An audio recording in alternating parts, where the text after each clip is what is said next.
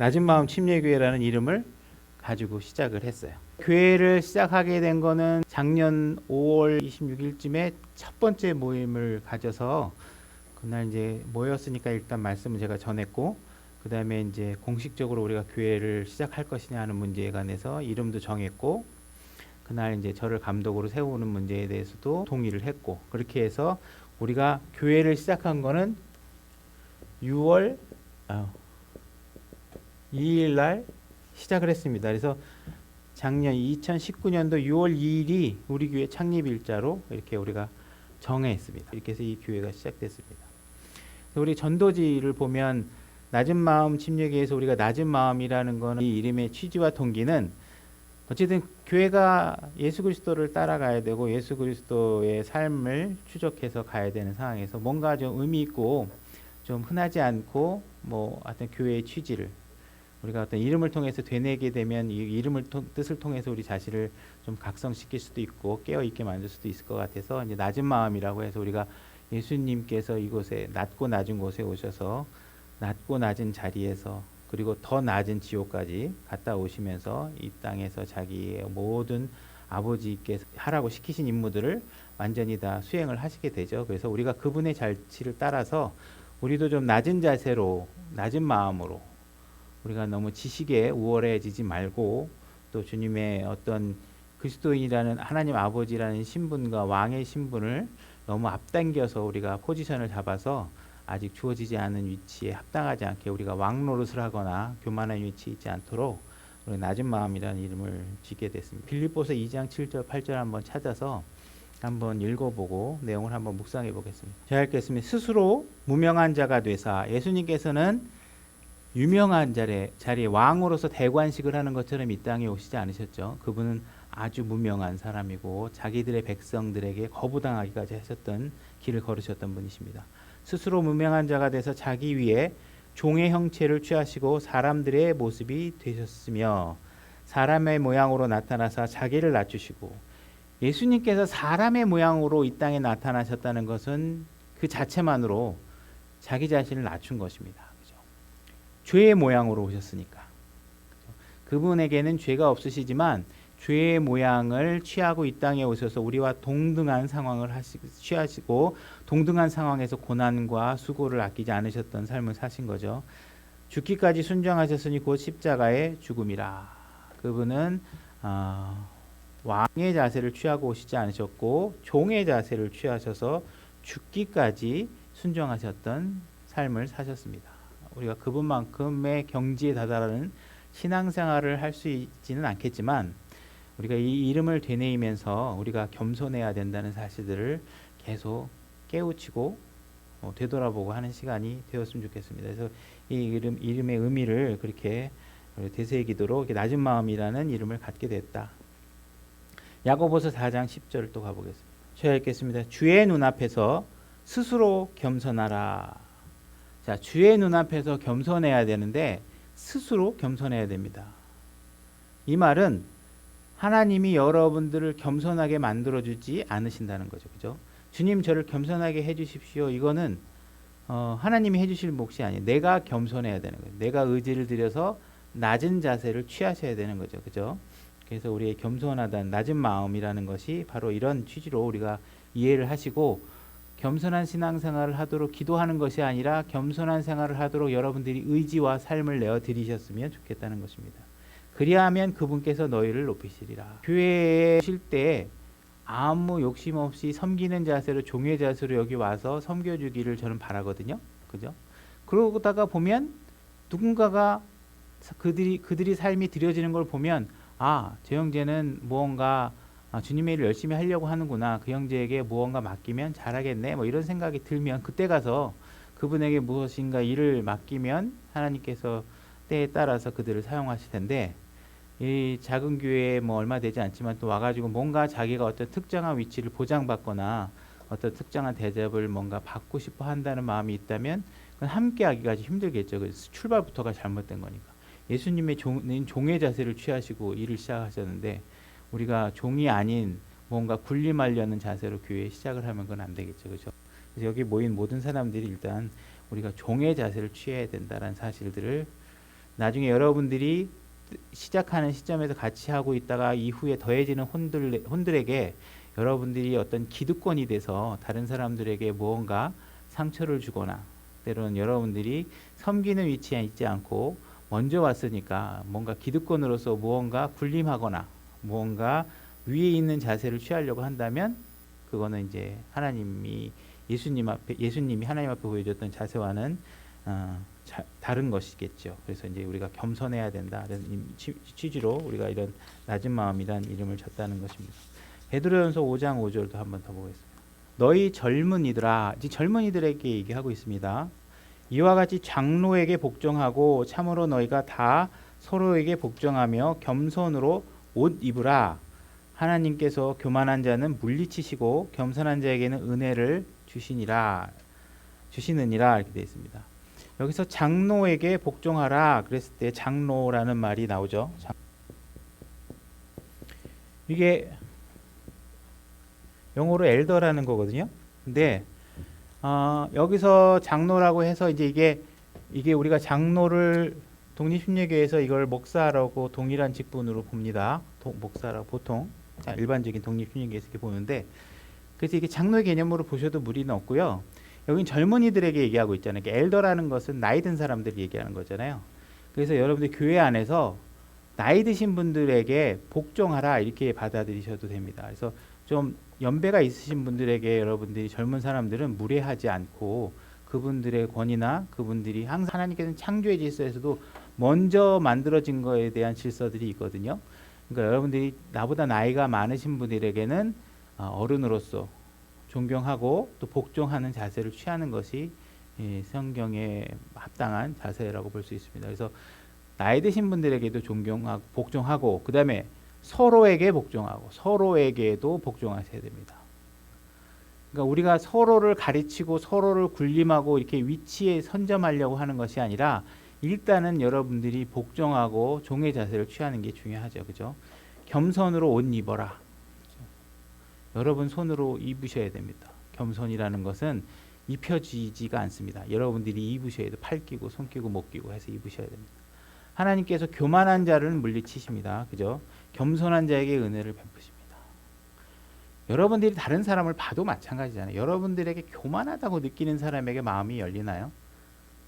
우리가 바보 캐릭터 이런 거 좋아하는 건 왜 그래요? 좀 허점도 있고 내가 좀 마음의 벽을 좀 무너뜨려도 나한테 공격적이지 않을 것 같고 이럴 때 우리가 친근감을 느끼잖아요. 그래서 우리가 상대방이 고압적이고 뭔가 나를 감시하려는 것 같고 뭔가 나를 막 그냥 너무 지나치게 지적하거나 가두려고 하거나 하게 되면 마음 문이 잘 안 열리겠죠. 그래서 우리가 서로 마음 문을 열 수 있으려면 낮아지면 그 사람이 겸손하게 다가오면 우리가 마음을 열 수 있습니다. 하나님께서도 그런 낮은 자, 겸손한 자, 마음을 낮추는 자에게 대해서 마음을 여시고 은혜를 베푸신다고 되어 있는 것입니다. 그래서 우리가 낮은 마음 침례교할 때 이 낮은 마음인 그러한 겸손한 자세를 우리가 강조하면서 교회를 꾸려나가고 교회를 세워나갔으면 좋겠다 하는 취지가 담겨 있는 이름이다 이렇게 이해를 하시면 좋을 것 같습니다. 그래서 낮은 마음 침례교회는 항상 낮은 자세로 일단 모두가 우리가 뭐 예수님처럼 한 번에 되지는 않겠지만 이 이름을 부를 때마다 여러분들이 항상 내가 낮아져 있느냐, 나는 충분히 낮아져 있다라고 생각하는 순간 여러분들은 낮아진 게 아닙니다. 그죠? 여러분들이 내가 낮아져야 될 부분이 너무 많구나라고 느끼는 순간 여러분들은 낮아지기 시작하는 것입니다. 낮아져야 될 부분이 보이기 때문에. 그죠? 그렇다 그러면 여러분들이 그 낮아져야 될 길들을 따라서 스스로를 낮출 수 있는 준비가 충분히 되고 낮아질 것입니다. 근데 어떻게 가야지 낮아지는 거지? 난 충분히 낮아진 것 같은데? 이렇게 생각하시면 이제 아직 낮아져야 될 길들을 모르는 거겠죠. 그렇죠? 그래서 우리가 낮은 마음이라는 것을 이해하셔야 된다. 그 다음에 이제 이 교회라는 의미를 한번 좀 찾아봤으면 좋겠습니다. 디모데전서 3장 15절로 가보겠습니다. 디모데전서 3장 15절입니다. 제가 읽겠습니다. 그러나 내가 오랫동안 지체하면 내가 하나님의 집에서 어떻게 처신해야 할지 내가 알게 하려 하노니 이 집은 살아계신 하나님의 교회요 진리의 기둥과 터니라 이렇게 되어 있죠. 자, 처음에 하나님의 집이라고 되어 있습니다. 하나님의 집. 하나님의 집에서 어떻게 처신해야 할지 내가 알게 하려 하노니 이 집은 하나님의 교회라고 되어 있죠. 교회. 근데 이 교회는 어떻게 되어 있냐면 진리의 기둥과 터로 되어 있다 이렇게 되어 있습니다. 터가 있고 기둥이 있는데 이게 전부 다 진리로 되어 있다는 거죠. 그죠? 그래서 진리가 아닌 것으로 교회를 세우는 일은 바람직하지 않겠죠. 성경이 말하고 있지 않은 인간적인 방법, 종교적인 열심, 종교적인 절차 이런 것들로 하는 것이 아니라 하나님의 말씀이 진리이기 때문에 그분의 말씀이 인정하고 있는 범위 내에서 교회가 세워져야지만 하나님 앞에 쓰임 받을 수 있고 주님이 기뻐하시겠죠. 그죠? 그래서 우리가 진리로 이루어진 것이 교회다. 진리를 버리는 것은 교회가 아니다. 그 진리는 여러분들의 생각에서 나오는 것이 아니고 여러분들이 알고 있는 유명한 철학자가 정의해 놓은 것도 아닙니다. 이 진리는 성경에 기록된 말씀이 다 진리입니다. 그래서 그 말씀에 의해서 세워져야 됩니다. 디모데후서 3장 16절. 디모데후서 3장 16절. 그럼 이 교회에서 하는 일이 뭐냐?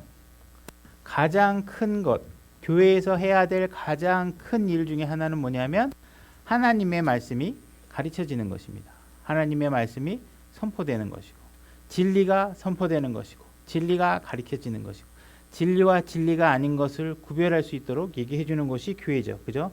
디모데후서 3장 16절. 모든 성경 기록은 하나님의 영감으로 주신 것으로 교리와 책망과 바로잡음과 의로 훈육하기에 유익하니. 자, 성경을 주신 이유는 여러분들을 기분 좋게 하기 위해서, 여러분들의 행복 지수를 높이기 위해서 이런 것으로 기록되어 있는 것이 아닙니다. 성경이 기록되어 있는 목적은 여러분들을 교리를 가리키게 하시고 그 교리가 드러남으로 인해서 잘못된 것과 잘된 것을 분별해서 잘못된 것들에 관해서 책망하는 것입니다. 잘못됐어 이거. 그렇게 하면 안 돼. 이 얘기를 하는 거죠. 바로 이렇게 책망하고 바로잡고 의로 교육하는 것입니다. 의, 성경의 의, 하나님께서 제시하는 하나님의 기준에 따른 의. 우리가 생각하는 의 말고 우리는 서로가 의롭다고 얘기하잖아요. 그죠? 전에도 우리가 의에 대해서 얘기하면 이런 얘기를 했죠. 감옥에 가서 살인자들도 가보면 다 자기 의를 얘기한다 그랬죠. 그죠? 가보진 않았지만 추정하는 겁니다. 그래서 살인자들이 다른 살인자에 대해서 이렇게 얘기할 수 있습니다. 야, 나는 사람을 죽여도 말이야 애들은 안 죽여. 나는 말이야 살인을 해도 여자는 안 죽여. 이 자식이만. 그래야 힘없는 애를 죽이냐 이러면서 자기가 저 사람보다 의롭다는 걸 끊임없이 따지고 노력합니다. 저 밑에서부터 저 위까지 우리는 의로워야 된다는 사실을 알고 있는 것이죠. 그죠? 하나님께서 주신 기록된 양심에 따라 우리는 항상 의를 다툽니다. 그래서 우리는 이 의의 문제를 해결하기 위해서 많이 노력합니다. 그래서 이게 의로운 수준이 여러분들이 옆 사람보다 의롭다 하는 그런 수준의 얘기를 가지고 하는 것이 아닙니다. 하나님께서 제시하시는 의, 그거는 뭐예요? 점도 없고 흠도 없는 그 의를 얘기하는 것입니다. 그것이 어떤 의인지를 여러분들에게 알려주고 그 의 수준에 그 하나님이 제시하는 의의 수준에 도달할 수 있도록 여러분들에게 얘기하는 것입니다. 17절. 이것은 하나님의 사람이 완전하게 돼요. 이렇게 성경 기록을 여러분들에게 성경 기록을 가지고 가르치는 이유는 뭐냐면 여러분들을 완전하게 만들려고 하는 것입니다. 완전하게. 모든 선한 일에 철저히 갖추어져. 선한 일. 그죠? 교회에서는 의로 바로잡고 그렇게 해서 여러분들이 선한 일을 하도록 만드는 일에 최선을 다하는 곳입니다. 그런 일에 철저히 준비되도록 하는 것이에요.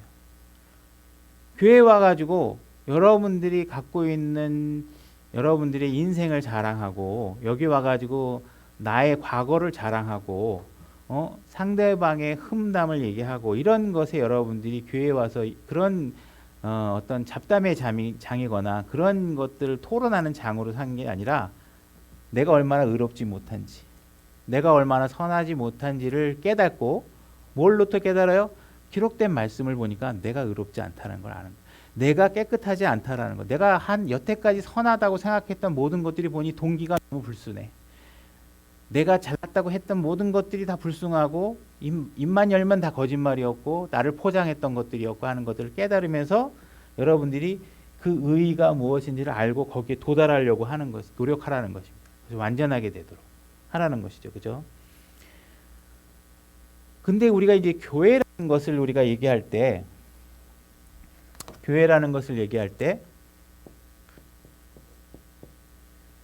교회가 그냥 몇 사람이 모이면 교회가 되는 거 아닌가? 이렇게 얘기하는 사람이 있는 거죠. 그죠? 이렇게 얘기하는 사람이 있습니다. 그래서 그 사람들이 갖고 있는 근거 구절이 뭐냐면 마태복음 18장 20절입니다. 제가 읽겠습니다. 두세 사람이 내 이름으로 함께 모인 곳에 나도 거기에 그들의 한가운데 있느니라 하시니라. 이걸 가지고서 우리가 두세 사람이 모이면 그냥 교회야. 이렇게 얘기하시는 분이 있는데 이 구절 어디에도 이것이 교회라고 얘기한 바가 없습니다. 그건 우리가 해석한 것이죠. 그죠? 교회일 것이다. 근데 제가 감히 이건 교회가 아니다 이렇게 얘기할 수 있습니다. 그 근거는 제가 이제 조금 이따 될 텐데 절대로 여러분들이 두세 사람이 믿는 사람들끼리 그냥 모이면 그건 교회다 이렇게 얘기하는 건 바람직하지 않다. 우리가 이제 교회가 없고 때로는 과도기적으로 정확한 내가 섬길 수 있는 교회가 없어서 한동안 잠시 그냥 가족끼리 모여서 예배 드리고 뭐 마음 맞는 사람 몇 사람 모여서 그냥 서로 예배 드리고 하는 과정이 있는 것 자체를 하면 안 된다 이렇게 얘기하는 건 아닙니다. 그렇게 할 수도 있겠죠. 그렇지만 그거는 길어지면 안 됩니다. 왜? 그거는 정확하게 성경에서 얘기하고 있는 교회가 아니기 때문에 있습니다. 교회는 어떤 것이 되어야 되냐면 교회에는 반드시 뭐가 있어야 되냐면 감독이 있어야 됩니다. 이게 비숍이라는 단어인데요. 우리가 지금 현재는 목사라고 얘기하고 있죠. 목사라는 것을 쓰게 된 동기가 들은 바에 의하면 제가 뭐 학문적으로 추정해서 검증한 건 아니지만 비숍이라는 것이 카톨릭에서 주교로 쓰고 있는 단어예요. 주교라는 단어를 쓰고 있어서 이 비숍이라는 단어를 쓰고 있으니 우리가 이제 이것을 종교를 카톨릭과 구별하기 위해서 이건 안 쓰겠다. 그래서 감독이라는 단어를 쓰지 않고 목사라는 단어를 이제 가져다 씁니다. 그렇지만 어쨌든 성경에서는 감독, 비숍이라는 것이 있는데 일단 사도행전 20장 28절로 가보겠습니다. 사도행전 20장 28절입니다. 그러므로 너희 자신과 온 양떼의 주의를 기울이라. 너희 자신은 이 양떼를 맡은 사람이겠죠. 너희 양떼를 맡은 사람이 있고 그게 그 사람이 관리하는 양떼가 있는 것입니다. 성령님께서 너희를 그들의 감독자로 삼으사. 여기서 감독은 물론 비숍은 아니에요. 근데 개념상 같은 겁니다. 그래서 어쨌든 하나님께서 자기가 양들을 맡겼는데 양들을 어디다 맡기냐면 그들을 감독할 수 있는 한 사람을 세우는 것입니다. 그죠?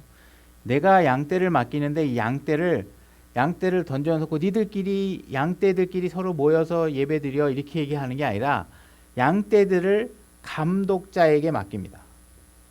감독으로 삼으사 하나님의 교회죠. 교회. 곧 그분께서 자신의 피로 사신 교회를 먹이게 하셨느니라. 자신이 피로 사신 교회를 먹이게 하셨는데 누구 보고 먹이게 하시나요? 감독자에게 먹이게 하시고 계십니다. 그죠? 자기가 피로 사신 양떼를 가지고서 니들끼리 가서 많이 먹고 다녀. 두세 마리씩 모여가지고 저기 가서 풀 뜯어 먹고 살아. 이렇게 얘기하는 게 아니라 항상 하나님께서는 일을 하실 때는 지도자를 세운다는 겁니다. 하나님은 질서의 하나님이시잖아요. 그죠? 이스라엘 백성을 이끌어내실 때도 모세를 세우죠. 그죠? 그 모세는 백성들이 선출한 것이 아닙니다. 하나님께서 준비하신 일꾼이고 그가 가서 일하라고 할 때 저들이 나를 리더로 인정하지 않으면 어떡합니까? 이렇게 했을 때 가면 내가 그들이 너를 리더로 인정할 수 있는 표적과 모든 것들을 보여줄 것이다. 그래서 백성들에게 가서 내가 하나님이 선택한 사람임을 입증해내죠. 그것은 백성들이 분명히 보고 알게 됩니다. 그죠? 오늘날 신약교회에도 감독이 세워지고 성도들이 보면 알 수 있게 하나님께서 하신다는 것입니다. 그죠? 감독도 하고 싶다고 해서 하면 사기꾼들은 해먹을 수 있겠지만 하나님의 말씀을 선포한다는 것이 그냥 의욕만 갖고 되는 게 아니죠. 하나님께서 채워주지 않으면 이게 되질 않습니다. 그죠? 고갈이 되죠. 말씀들이 고갈이 되고 잘 안 될 수도 있고 하나님께서 분명히 하시는 일이 그렇다는 것입니다. 하나님은 분명히 감독자를 세우신다. 근데 많은 사람들이 나 감독자 없이 그냥 우리들끼리 모여서 할 거야. 이 마음에 그들의 마음을 내가 들어가 보진 않아서 뭐 이렇다 하고 할 수는 없지만 제가 추정해서 얘기하면 뭐냐면 그들의 마음은 뭐예요? 나 권위에 순종하기 싫어. 내가 대장할 거야. 이 마음이 있는 겁니다. 하나님이 세웠으면 그 세워놓은 권위에 내가 승복하고 존중할 수 있어야 됩니다. 그리고 내가 그 권위에 순종할 수 있을 때 내가 그 권위에 갔을 때 다른 사람들이 나에게 순종하게 되는 것을 보여주게 됩니다. 하나님이 순서에 따라서 저 사람은 저 형제를 먼저 감독으로 세웠고 목사로 세웠으면 내 때가 아니라 그러면 내가 하고 싶다 그래도 그 세워진 권위에 순종해야 되는 것입니다. 그래야 교회가 이루어지는 거예요. 근데 두세 사람이 모여서 내가 함께 그냥 교회 하겠다. 감독 필요 없다.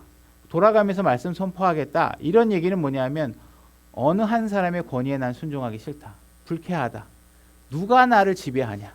누가 나한테 감히 말씀을 선포하고 죄가 어쩌고 저쩌고 할 수 있느냐. 이러한 상태일 가능성이 굉장히 높습니다. 하나님은 그런 거 인정하지 않으십니다. 그래서 하나님은 분명히 감독자를 세우셔서 일을 하신다. 그래서 교회는 적어도 감독이 있어야 된다. 집사는 그 이후에 인원에 따라 하나님이 필요한 수고에 따라 생기면 되죠. 사도행전 같이 나중에 일할 부분이 생기니까 식사 문제 갖고 싸우고 언어 문제 갖고 평등의 어떤 기준이 공평한 판단을 하지 않으니까 집사를 세워서 하게 되는 거죠. 그죠? 그래서 감독이 반드시 있어야 된다. 그 다음에 우리 교회가 침례교회잖아요. 그래서 어떤 분들은 교회에다 침례자 붙일 거냐고.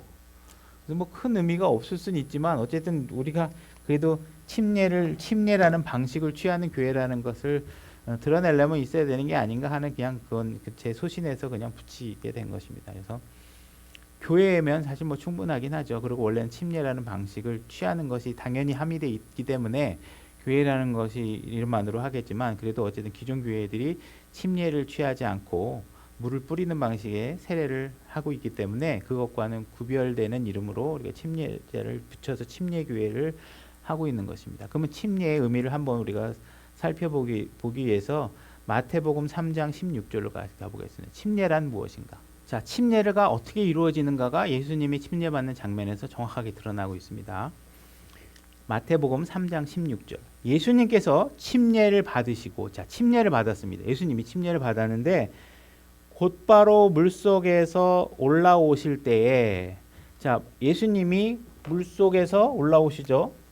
이 물이고 예수님이 이렇게 물속에서 올라오잖아요. 물속에서 올라오려면 물속에 들어가 있어야 되잖아요. 그죠? 그 전에. 그러니까는 침례라는 건 뭐냐면 물속에 잠기는 것을 침례라고 하는 겁니다. 침례. 이 물속에 잠기는 것. 그죠? 물속에 이렇게 잠기는 것이 침례입니다. 그러니까 물속에 잠겼다가 나오는 것이에요. 그러니까는 머리에다 물을 뿌리는 세례의 방식은 성경에 나와 있는 방식이 아닙니다.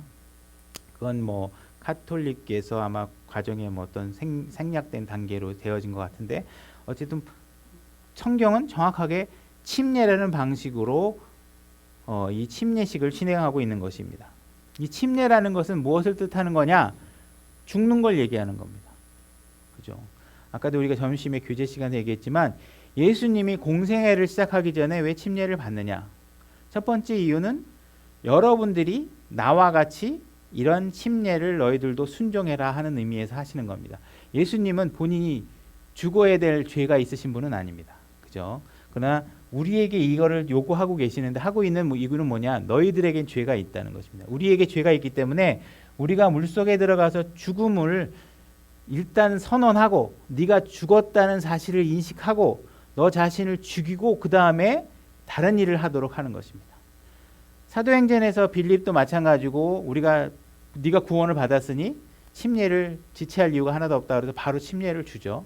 그래서 이제 물침례를 함으로 인해서 우리가 죽었다라는 사실들을 인식하게 하는 겁니다. 물론 이 자체가 구원을 사는 건 아닙니다. 이거 안 했다 그래도 구원이 안 되는 건 아니지만 우리가 이 침례의 의미를 알아야 된다는 것입니다. 죽었다는 것을 상징하는 의미죠. 그래서 이렇게 침례가 우리가 침례의 가장 첫 번째 등장하는 것을 확인하기 위해서 창세기 1장 2절로 가보겠습니다. 제가 읽겠습니다. 땅은 형태가 없고 비어 있으며 어둠은 깊음의 표면 위에 있고 하나님의 영은 물들의 표면 위에서 움직이기 시작하느니라. 지금 모든 것들이 물속 아래 잠겨 있고 하나님의 영이 수면 위에서 일하고 계시는 모습이 드러나죠. 이것은 일종의 침례입니다.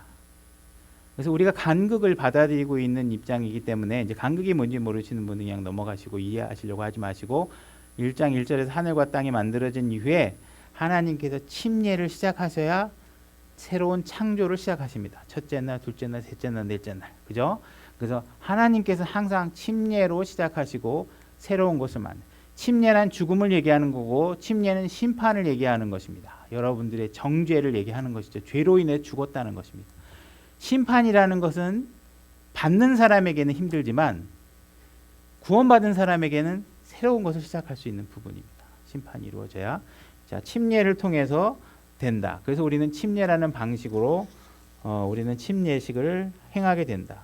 그래서 우리 낮은마음 침례교회 이름이 낮은마음 침례교회라고 한 이름의 함의적인 내용은 자신을 스스로에게 낮추고, 그죠? 우리 교회는 침례라는 방식으로 침례를 주고, 그리고 우리는 하나님의 말씀을 가르치고 배우는 교회로서의 역할을 충실히 하겠다는 뜻으로 이해하시면 되겠죠.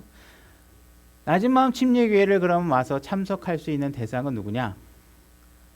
우리가 가르치는 교리에 대해서 동의하지 않으면 여기 문 열고 들어오면 안 되느냐? 그거는 아니라는 것입니다. 여러분들의 마음에 불심이 가득해도 여기 와서 말씀을 듣는 데는 아무 지장이 없습니다. 여러분들이 구술하고 무당이라 그래도 여기 와서 말씀을 듣는 것은 아무 지장이 없습니다. 문제는 뭐냐? 여기서 가르치지 않는 진리와 여기서 우리가 따르지 않은 진리를 자기가 갖고 있는 지식과 자기가 갖고 있는 종교심을 가지고 다른 형제자매에게 가르치거나 그것을 선포하거나 그것으로 영향을 끼치려고 하는 사람이 있다면 그것은 용납되지가 않습니다. 그러나 여기에 앉아서 내가 스님인데 내가 교회 와서 말씀 한번 들어보고 싶다. 앉아 계셔도 됩니다. 그거는 문제가 없습니다. 그죠? 근데 내가 여기 와가지고 내 불심을 여기다가 가르쳐야 되겠다 하는 건 질서에 위배됩니다. 아무리 본인이 자신의 입장에서 선한 의도라 할지라도 그거는 올바른 게 아니죠. 그래서 여러분들도 다른 교회에 가서 킹제임스 성경이든 내가 갖고 있는 믿음을 전파할 때는 질서를 되도록이면 파괴하지 않는 범위 내에서 여러분들이 수고하시는 게 맞습니다. 그래서 낮은마음 침례교회를 대상이 될 수 있는 부분은 아무나 와도 된다. 그러나 여기서 아무거나 가르쳐서는 안 된다. 그 다음에 낮은마음 침례교회는 신약의 규례 중에 단 2가지만을 지키고 따릅니다. 침례와 주의 만찬. 부활절, 고난주간, 이런 것들 절기나 이런 거 하나도 따르지 않고 하나도 챙기지 않습니다.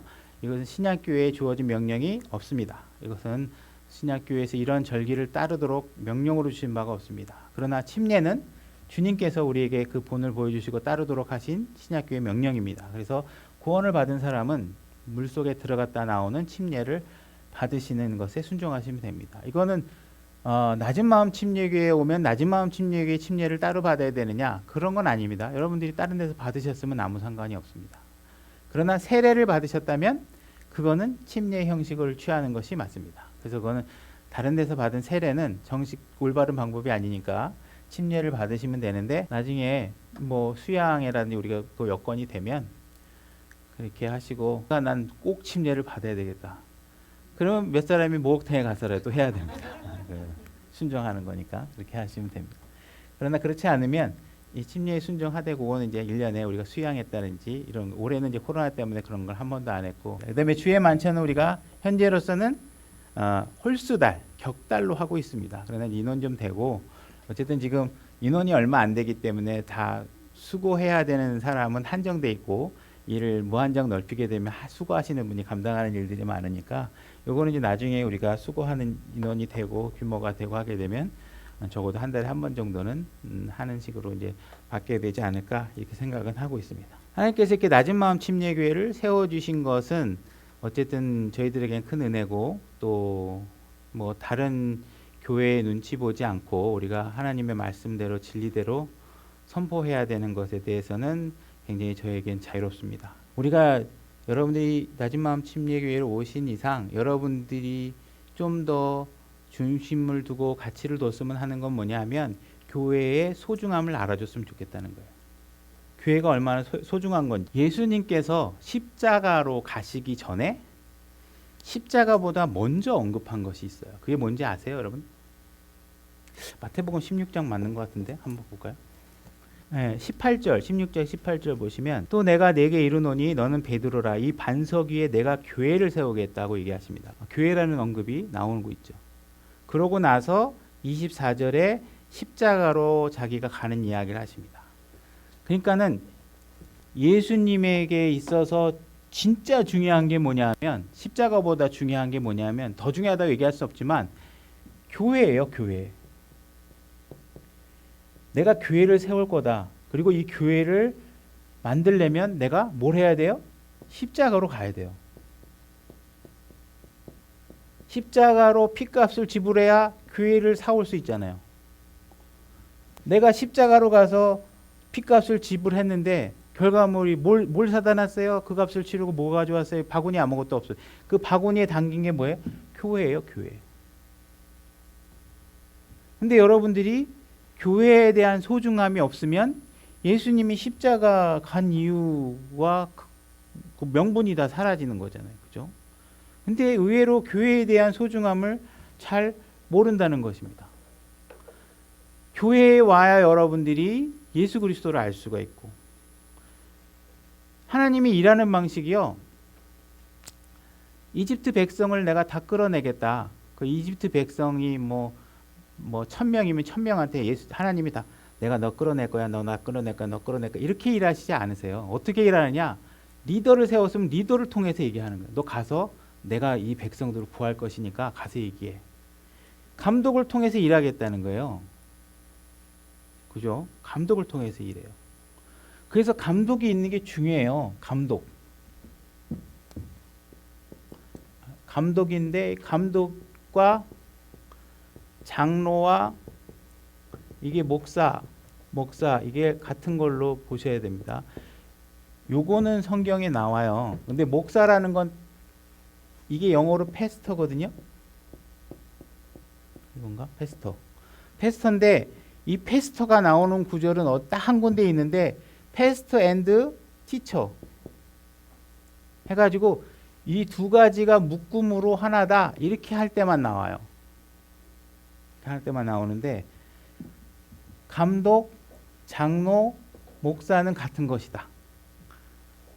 여러분들에게 뭐 불필요한 교리인지 모르겠지만 이거는 제가 추정하는 부분이라 이걸 정리하기 위해서 내 나름대로 머리를 정리가 된 건 뭐냐면 장로라고 하는 건 이건 다분히 유대 배경적인 용어예요. 유대 배경. 유대인들은 장로 제도를 갖고 있었단 말이에요. 근데 바울 서신서에 가게 되면 이방인들에게 복음이 전파되고 유대인들의 하나님이 아닌 이방인을 포함한 교회라는 걸 세웠잖아요. 그러니까 유대인의 특정된 장로라는 용어가 아니라 바울 서신서에서는 감독이라는 단어로 규정한 게 아닌가라고 저는 추정을 해보는 겁니다. 그러니까 최종적으로 확정된 용어는 감독이 맞는 것이다. 이렇게 저는 보고 있습니다. 그래서 어쨌든 이건 같은 용어로 쓴다. 근데 이것을 교회의 장로를 통해서 일을 하시는 거예요. 사도행전에서 15장인가? 그 1차 바울이 1차 선교 여행을 하죠. 스테반이라는 사람이 죽죠. 스테반 집사가 죽으면서 어떤 일이 벌어졌냐면 사역이 세 군데로 나눠져요. 하나는 빌립 집사가 이쪽 사마리아 지역으로 복음을 선포하러 돌아다닙니다. 또 한 지역은 뭐냐면 여기 수리아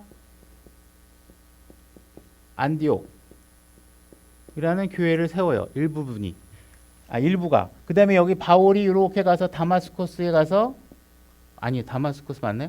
다메섹, 그죠? 다마스커스 맞죠? 다마스커스 다메섹에 가서 예수님을 만나는 일이 세 가지가 벌어져요. 그래서 이제 흩어져가지고 이 세 가지 사역이 벌어진 이후에 1차, 2차, 3차 선교 사역이 벌어지잖아요. 그때 선교사를 파견한 게 어디냐면 수리아 안디옥 교회에서 선교사를 파견을 해요. 다시 말해서 교회의 일은 이 신약 교회의 일은 항상 교회를 중심으로 해서 일이 돼요. 그래서 1차 선교를 갔다 왔는데 이 사람들이 아직까지 할례에 대한 이야기를 하고 있단 말이에요. 그래서 예루살렘 회의를 여기서 벌려요. 예루살렘 회의를 여기서 벌이는데 예루살렘에 모여가지고 예루살렘이 여기가 있는 게 아니지. 여기 있죠. 여기 예루살렘으로 와가지고 이 문제를 회개할 때 어떻게 하냐면 여기 예루살렘 교회의 감독이 누구냐면 야고보죠. 야고보고 여기 이때 야고보한테 무슨 일이 벌어지냐면 베드로도 와서 보고하고 사도 바울도 와서 보고해요. 그죠? 사도의 권위는 어마어마한 거예요. 사도는 어마어마한 권위를 갖고 있거든요. 우리 계시록 21장 14절 한번 가볼래요? 계시록 21장 14절. 자, 읽겠습니다. 그 도시의 성벽에는 12기초가 있고 그것들 안에 어린 양의 12사도의 이름들이 있더라. 자, 이 12사도의 이름이 성벽에 이름이 있다는 거예요. 그러니까 이 12사도라는 이 사도의 직분이라는 건 어마어마한 위치예요. 근데 이 사람들이 누구에게 보고를 해요? 예루살렘 지역교회의 감독, 장로, 목사인 야고보에게 보고를 해요. 왜 그래요? 교회를 중심으로 감독의 지휘권 아래 일이 벌어지고 있는 상황을 보여주고 있는 거예요. 그러니까 지역교회가 얼마나 중요한지, 그 다음에 감독의 권위와 위치가 얼마나 중요한지를 나타내고 있는 거예요. 그러니까 여러분들이 감독 하나를 세울 때 그냥 아무나 해도 된다, 아무렇게나 하자, 뭐 이렇게 하시면 안 돼요. 물론 당연히 하나님께서 아니면 뭐 길을 막으시겠죠, 그죠? 우리가 다 그렇게 뭐 계시를 받고 하는 건 아니지만 이렇게 한번 또 세워지면 어떻게 해요? 세워졌으면 그 권위하에 교회가 올바로 운영이 돼야 되는 거예요. 그래서 이건 사도조차도 그 권위를 무시할 수가 없는 위치가 교회 지역교회 감독이에요. 그러니까 감독이 세워져서 교회가 돼야 되는 것은 굉장히 명백한 일이고 중요한 일이다. 그러니까 감독 없이 너하고 나하고 같이 그냥 동급으로 합시다. 이건 있을 수 없어요. 아까 교회라는 건 어떤가 하는 거예요? 책망하는 거예요. 틀렸어! 그렇게 하면 안 돼! 이렇게 꾸짖고 해야 되는데 너하고 나하고 동급이면 그걸 어떻게 합니까? 그렇게 안 하잖아요. 알 수가 없잖아요. 그래서 그렇게 할 수 있는 권위를 감독에게 주신 거예요. 감독의 권위 아래서 그렇게 하라는 거예요. 그래서 교회 여러분들이 이렇게 교회가 질서로서 감독이 세워지고 성도들이 생기고 또 일정수가 돼서 집사들이 선출돼서 교회가 형성이 되면 우리는 이렇게 주님께 세워주신 교회 안에서 하나 되는 교제를 하셔야 돼요. 하나 되는. 여러분들이 여기서 하나 되는 교제를 할 수 있는 방법은 오직 한 가지예요. 예수 그리스도로 인해서 우리가 하나 되는 거예요.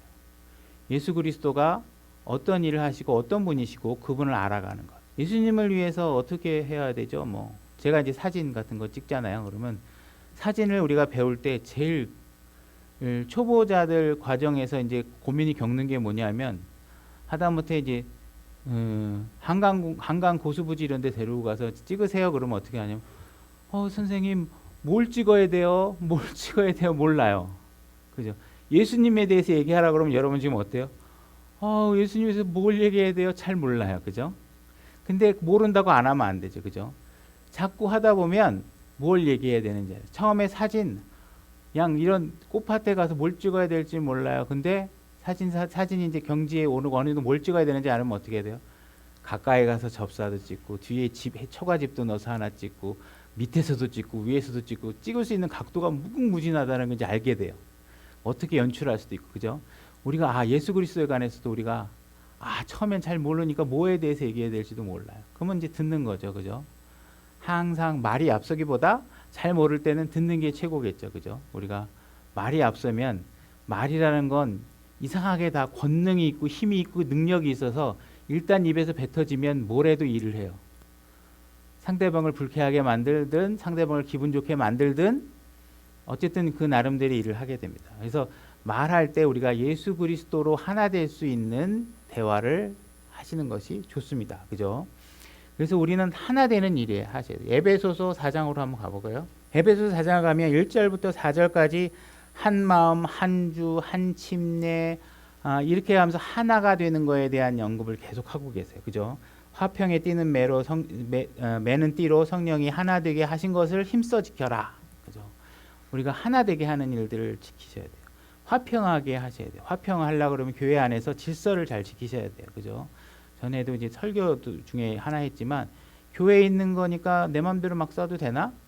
막 이렇게 해가지고 막 선반에 꽂혀 있는 라면 막 친구들 데려다가 막 가져다 끓여 먹고 막 그러면 되나? 그렇게 하다 보면 그렇지 않다고 생각하는 사람과 분열이 생기게 돼요. 그죠? 적어도 내가 라면을 먹으려고 하면 이 라면을 먹기 위해서 어떠한 질서와 절차를 밟아야 되는 건지 담당자에게 물어보거나 등해야 교회 안에서 하나가 될 수 있어요. 화평이. 교회 안에 있는 건데 뭐 마음대로 쓰면 어때? 뭐 하나님이 주신 건데 막 하면 안 되죠. 그죠? 그래서 그런 것들을 질서를 지키셔야 돼요.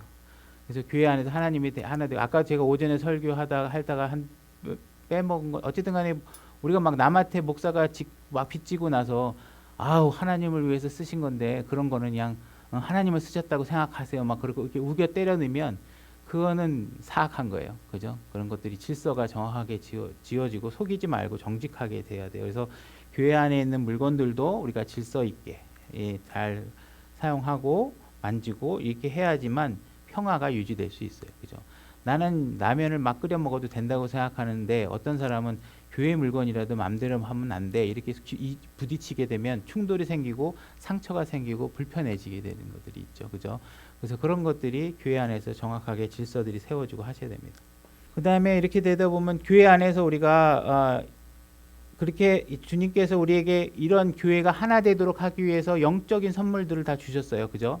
여러 가지 은사들 중에 오늘날에 남아 있는 것들 유일하게 이제 남아 있는 것들은 이제 목사 겸 교사가 이제 유일하게 남아 있기는 하죠. 이 복음 전도자라는 은사가 있는데 이게 사도행전에 보게 되면 빌립 집사님이 여기 뒤에 가게 되면 빌립 집사님이 복음 전도자라고 이렇게 또 나와요. 그러니까는 집사인데 우리가 이 감독이라는 것은 영어로 오피스라고 해요. 직무. 이거는 은사잖아요. 기프트. 이게 다른데 사도행전에서는 이런 것들이 약간 좀 혼재에 대해서 나오기는 부분이 있긴 한데 어쨌든 이건 오피스하고 기프트는 다른 거예요. 그러니까 집사인데 집사라는 오피스를 갖고 있는데 이 사람이 복음전도자의 은사를 갖고 복음전도자의 일을 하잖아요. 근데 이건 사도행전 과도기상에서만 일어나는 걸로 보는 것이 합리적입니다. 일단 사도행전이 있고 복음서에서 서신서에서 사도행전이 있고 바울 서신서가 있잖아요. 바울 서신서가 있으면 여기서 이것도 되고 이것도 되는데 여기서 이거라고 얘기하면 이걸로 확정 지셔야 됩니다. 여기서 이것도 되고 이것도 되고 했는데 여기서 이걸로 확정 졌으면 이걸로 최종 권위로 정리하시는 게 깔끔합니다. 그러니까 여기서 가져다가 신약 교회에다가 적용하게 되면 혼란이 생겨요. 그러니까 다시 말해서 빌립에 네 딸이 있는데 네 딸 중에 한 사람이 대언을 내. 여자가 대언도 하고 뭐 막 형제들 앞에서 하나님 말씀도 대언하고 막 이런 일이 벌어지니까 여자가 교회에서 설교하고 가르쳐도 되는 거 아니야? 하면 안 됩니다. 왜? 이미 바울 서신서에서 여자들은 교회에서 잠잠하게 돼 있고 그걸 가르치지 못하라고 노력해놨잖아요. 그럼 바울 서신서가 픽스드 된 거예요. 고정된 교리로 받아들이셔야 돼요. 그러니까 사도행전 과도기에서 일어나고 있는 일로 우리가 교리를 세우게 되면 무너지게 되고 모순이 생기게 됩니다. 그래서 우리가 이렇게 이해하시고 뭐 얘기하다가 일로 빠졌는지 갑자기 생각이 안 나요. 근데 교회 안에서 하나가 되셔야 되는데 교회 안에서 하나가 되기 위해서는 주님은 얘기하게 되는데 만약에 여러분들이 정치를 얘기하면 반드시 하나가 안 됩니다. 그죠? 여러분들이 과거에 살았던 화려했던 황금기 시절을 자꾸 얘기하면 다른 삶을 살았던 사람과 하나가 되지 못합니다. 그러니까 교회 안에서는 가능한 한 주 예수 그리스도라는 이름으로 우리가 하나가 되도록 하셔야 됩니다. 그 하나가 되도록 하기 위해서 하나님께서 교회에는 가르치고 그 감독자의 질서에 따라서 교회가 운영되고 또 하나 될 수 있도록 그것이 범위를 벗어나면 감독의 권위로 그런 것들을 권면하고 그렇게 되어지지 않도록 하도록 하고 해서 하나가 되는 방향으로 이끌어 나갈 수 있도록 하는데 12절에 보게 되면 에베소 4장 12절에 보면 이것은 성도들을 완전하게 하고 섬기는 일을 하게 하여 그리스도의 몸을 세우게 하려 하심이니라. 자, 그리스도의 몸을 세우는 일에 여러분들이 하나가 되지 않으면 몸이 안 세워집니다. 그죠? 아, 기분 나빠. 나 그냥 안 나올 거야. 막 이렇게 되고 막 하나가 안 되면 막 그런 일이 벌어지죠. 그럼 몸이 세워지지 않죠. 그죠? 그래서 완전하게 돼서 여러분들이 그리스도를 아는 거에 대해서 우리가 하나가 될 수 있도록 하셔야 됩니다. 시간 다 돼가니까 성경책 얘기만 하고 우리가 우리는 영어 킹제임스 성경을 최종 권위로 본다. 영어 킹제임스 바이블 우리는 이거를 1611년판 기준은 1611년판으로 해서 영어 킹제임스 성경을 최종 권위로 봅니다. 그래서 우리는 영어를 직접 못 보니까 한글 번역본을 보잖아요. 그죠? 영한대역을 보게 되는 분들은 여기에 한글이 있고 여기에는 영어로 돼 있고 이렇게 돼 있는 한영대역본을 보죠. 그러면 우리는 최종 권위만 믿습니다. 영어 킹제임스 성경의 최종 권위입니다. 할 때 그 최종 권위는 여기 한글 킹제임스 성경에 나온 한글, 흠정역에서 나오는 한글 이거 얘기하는 게 아닙니다. 우리가 최종 권위라고 얘기하는 건 뭐예요? 이 영어 1611년판 영어 킹제임스 성경 이 부분을 최종 권위로 하는 거예요. 근데 우리가 영어로 직접 볼 수 없잖아요. 그러니까 그 중에서 가장 잘 번역됐다고 생각되는 거, 나와 있는 거 중에 없는 거로는 못 보니까 그게 그리스도 예수 안에서 나오는 흠정역이라는 성경 지금 여러분들이 보고 있는 영한대역을 선택해서 보고 있는 것입니다. 그래서 우리가 만약에 어떤 분들은 이런 분 얘기를 하시는 사역자가 있었어요. 질문하시는데 사무엘기 봤을 때인가 뭐라 그러냐면 왜 한글로는 최종 권위를 안 주십니까? 하나님이. 그분은 최종 권위라는 말이 뭔지 모르시는 거예요. 최종 권위라는 건 뭐예요? 하나만 있다는 거예요. 하나만. 그러면 영어도 최종 권위고 한글도 최종 권위면 이건 최종 권위가 두 개가 되잖아요. 그건 있을 수 없는 거죠. 그죠? 그러니까 최종 권위가 이거예요. 그다음에 여기서 한글이라는 건 아무리 많이 잘 번역해도 결이 틀리기 때문에 모든 단어나 동사나 문장의 구성 형태가 똑같을 수가 없잖아요. 그러니까 우리가 영어를 직접 볼 수 없기 때문에 한글 최대한 잘 번역된 한글을 기준으로 해서 보지만 이건 아무리 좋은 번역이 나와도 얘는 최종 권위가 될 수 없다. 최종 권위란 말은 하나만 있다는 뜻이다. 그건 영어 킹제임스 성경을 전 세계 사람들이 표준화 시켜 놓기 위해서 영어 킹제임스 성경을 쓰는 거지. 얘도 최종 권위다. 얘도 최종 권위다 하는 말은 그 말 자체가 모순이 되는 거죠. 그죠? 미국 사람도 그 권위에 순종하는 기준은 영어고 독일 사람도 권위에 순종하는 것도 영어고 영어 킹제임스 성경인 것입니다. 그래서 영어 킹제임스 우리가 최종 권위다 할 때는 그리스도 예수 안에서 나오는 흠정역이 최종 권위다 이렇게 전파를 하시면 안 되죠. 오해의 여지가 있으니 거기 틀린 게 많고 번역이 잘못된 게 많은데 그걸 최종 권위를 할 수 없는 거잖아요. 그죠? 그래서 우리가 질서의 하나님에 대해서 우리가 정확하게 이해를 하셔야지만 이런 권위의 문제도 잘 되고 이 권위의 문제가 질서가 잡혀야 우리가 성경으로 하나가 될 수 있는 거잖아요. 그죠? 시간이 됐으니까 오늘 여기 하고 뭐 호칭에 관한 거라든지 뭐 이런 것들은 또 다음 주에 이어서 또 하도록 하겠습니다. 수고하셨습니다.